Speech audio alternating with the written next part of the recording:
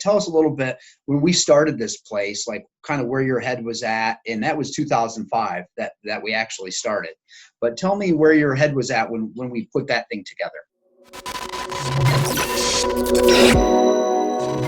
So having the experiences of working at the different agencies, you really got to pick up on what it took to build a successful agency.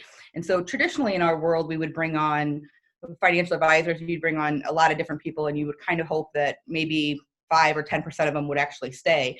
But for people's personalities like me, I get very attached to people. And so it was hard to watch that system because I would end up caring sometimes more than what they did. And that was something that Dan, you always pointed out to me earlier. You can't make somebody be successful if it's not in their realm of possibilities.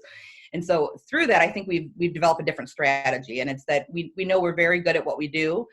We know that we can help provide a service to different advisors out there, but they've got to be part of our personality. We've got to all like each other first. That's a very basic thing, I think, of building an agency is you could have one producer in here with a big personality that can really hurt the office environment. And so we're pretty strict about that. If only 10% of people make it in this career, we should really only hire about 5% of the people that we interview. And so it's hard to get your foot in the door, but once you're here, we're all in with you. So we're not micromanagers at all, but we can help people's practices go to the next level. The average age in our industry is, I think 58 now. So at that age, usually they're making pretty good incomes. They've got a lifestyle they have, but they're a little burnt out of the career. And so we've got some younger group of people here that will help to motivate them and really kind of do what they want to do. We've got a producer we brought in last year that really loves to golf. And so he's got a lot of clients, doesn't like the case design. He can go out, he can golf and do his own thing and pick up clients that way. So once you get to a certain level, you get to make your own rules.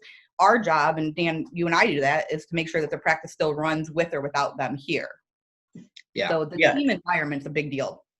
Yeah, I don't know how many, I don't have quite the experience that you have in my track record stuff, but as from the places that I've been and what I've seen, this is a unique environment. I mean, we really have like a team philosophy. And if you go almost anywhere, at least around Toledo, it's a lot of individual producers, and some of them are really great and some of them maybe not so great, but the true team philosophy where almost everything I do, there's somebody else in the chair next to me. So right. Any of my clients that are watching this, they know like, hey, they've met Rob or CJ or Justin or like somebody. They're doing their taxes with our guys, and sometimes they're doing wills and trusts with attorneys that work out of our office and all those things. And so that real team philosophy, and once it's explained, the two big things that I explain for that is, one, it allows you to play to your strengths for sure. But the other thing is when somebody's out of the office or in meetings, there's somebody else that knows what the heck's going on. And that's really, really valuable. And once you lay that out, and then on top of that, this business is so broad. I mean, there's literally, seemingly 100 different ways that you could end up being successful. And not everybody's going to be the person that goes out and gets the client and kind of the rainmaker person. And so you need a lot of other people to help support this stuff. And with as heavy as compliance has gotten and all of the just all of the things that have expanded since I started doing this, it's a way heavier burden than it used to be. Yeah. And, I think you're so much happier in life in general if you focus on what your strengths are, not your weaknesses. So when we bring somebody in, or even our existing people, it's our job to find out what their talent is and make sure that that's really all they're doing.